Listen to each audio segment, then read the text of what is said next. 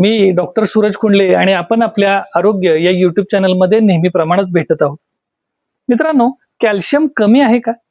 Calcium कमी आहे, हाडं दुखतायत, गुडघे दुखतायत, कंबर दुखते, अशा तक्रारी आहेत का? तर थांबा, गोळ्या खाऊ नका, तर घरच्या घरी कसं कॅल्शियम मिळवायचं ते तुम्हाला सांगतो. मित्रांनो, स्वयंपाकघरात कॅल्शियम आहे, पण आपल्याला माहिती नाही. तुमच्या पांढरे तीळ स्वयंपाकात असतात, तर ते 100 ग्रॅम जर पांढरे तीळ घेतले तर 1500 mg इतकं कॅल्शियम त्याच्यामध्ये असतं.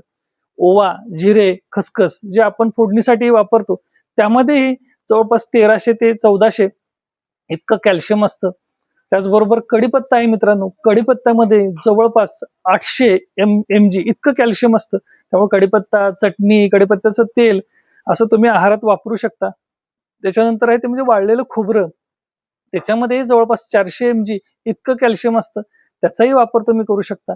त्याच्यानंतर नाचणी आहे मित्रांनो, नाचणीमध्ये 350 mg म्हणजे नाचणी भाकरी आहे, नाचणीचं सत्व खाऊ शकता. नाचणीचं आंबील म्हणजे तेही चांगलं आहे, पचनाला पण चांगलं आणि कॅल्शियमसाठी पण चांगलं. तर अशा गोष्टी करू शकता.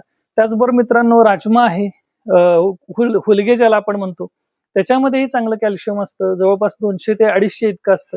हरभऱ्याची पाने आहेत, भोपळ्याची पाने आहेत, त्याच्यामध्ये भरपूर प्रमाणात कॅल्शियम असतं. हरभऱ्यामध्येही कॅल्शियम असतं. बदाम आहेत, त्याच्यामध्ये जवळपास 200-250 mg इतकं कॅल्शियम असतं मित्रांनो. आणि शेवटी आहे ते म्हणजे दूध.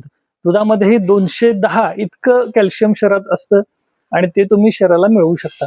जे लोक मांसाहारी आहेत त्यांनी रोहू मासा, खेकड्यामध्ये 1500 mg असतं, त्यामुळे खेकडा खाल्ला तर तुम्हाला फायदा होतो. आणि शेवटी आहे मग इतर मांसाहार जो आहे त्याच्यामध्येही पुरेशा प्रमाणात तुम्हाला कॅल्शियम असतं आणि तुम्ही ते शरीराला मिळवू शकता. तर हे जर गोष्टी तुम्ही आहारात ठेवल्या तर तुमचं कॅल्शियम नक्की वाढेल आणि हाडं मजबूत होतील. धन्यवाद.